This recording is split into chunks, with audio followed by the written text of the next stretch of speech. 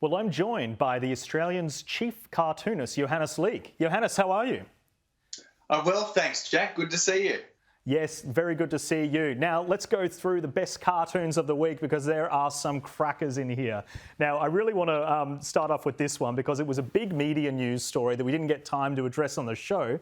But the bizarre footage of the ADF twerking that the ABC doctored to make it look like some of the Governor General was a sleazebag. Yes, well, didn't that get social media into a flurry and there were always more twists and turns about that story. At first, it all looked rather inappropriate, but then we found out that the way it was chopped together was actually quite cheeky and quite misleading. But look, in my cartoon, I just wanted to sort of highlight this situation we seem to find ourselves in Australia, where there are big things going on in the world at the moment. You know, you've got the rise of China, Chinese aggression, playing out in various places, and there's a pandemic going on. There's all sorts of things, but in Australia, we seem to be sort of sidetracked constantly by these niche issues and these little controversies, like this particular event and racism on the set of Neighbours and that sort of thing. So I just wanted to highlight the fact that there are big stories out there, and sometimes we get so caught up in some of these little sideshows, Yeah, and I guess those bigger stories are supposed to be the core duty of the ABC, rather than focusing on provocative dancing by a dance group. Yes. Very good cartoon. Let's have a look at this one from Mark Knight now. Magda, I'll read it out. She says, "Tonight I'll be eating my words, criticising the PM's wife and a large serving of humble pie." Obviously, she did those Uber Eats ads where she would say what she was eating, but she got in a bit of strife this week. What happened? Well, as far as I know, Jack, she made a tweet. They put out a tweet about Jenny Morrison and this sort of insinuation that she's some kind of extremely conservative Christian zealot or something. I think that's sort of the narrative that Magda likes to put out there, and it was uncalled for and it was nasty.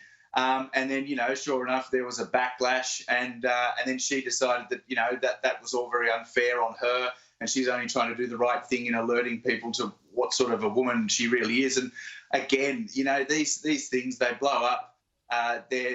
They're pretty undignified for just about everybody, but I just do think Mark's been brilliant in the way that he latched onto those Uber Eats ads and twisted the words around a bit to and had Magda sinking down into the couch like that. She probably realises that it wasn't a great idea in the first place to put out that tweet. Yeah, look, it was very, very off-putting, and it kind of was contrary to a lot of the notions on the left of treating people fairly.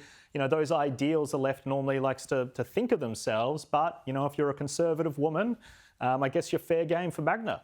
So that was definitely interesting. There's Exactly. On a more serious note, this cartoon that we've got up here, Mission Accomplished. This is really interesting because obviously the troops were getting pulled out. But of Afghanistan, do you think that it was appropriate for them to be pulled out at this juncture?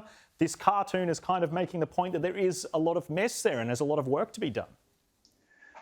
Well, I don't think anybody would dispute that. But yes, the question of whether it's time to pull the troops out or whether they need to be left there to continue the work that they've been doing is one that will be argued, I'm sure, for decades to come. But I think that one thing that most people would agree on is the fact that Afghanistan was a mess when the Allied forces turned up there, and it remains a very precarious place. The Taliban look like they're sort of gaining strength again, and there's also ISIS apparently in the wings. Also always looking for a power vacuum if they can find one. So I think the future for Afghanistan is still incredibly uncertain, and I wanted to play in this cartoon with this idea that the Americans have been there now for 20 years. They're packing up and leaving.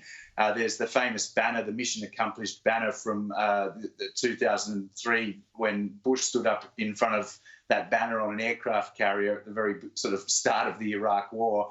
And I thought it was appropriate to bring that back and to show that, well, if that's not really what mission accomplished looks like, you know. Well said. Johannes Leak, thank you so much for joining tonight. That's all the time we've got, unfortunately.